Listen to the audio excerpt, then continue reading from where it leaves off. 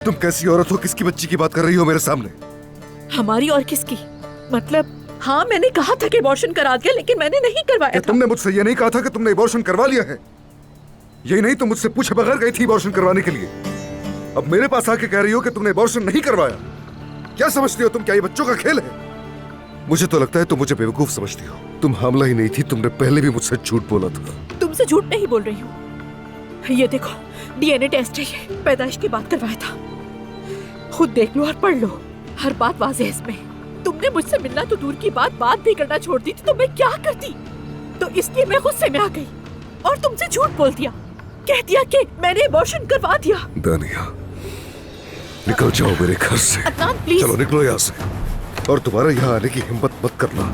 अदनान, जाओ अपना झूठ किसी और को सुनाओ, अपना ये जाली टेस्ट भी लेकर जाओ। देखो मैं झूठ नहीं बोल रही, ये बिल्कुल सच है। मैंने कहा निकलो यहाँ से, दोबारा मत आना। अदनान रुको, अदनान।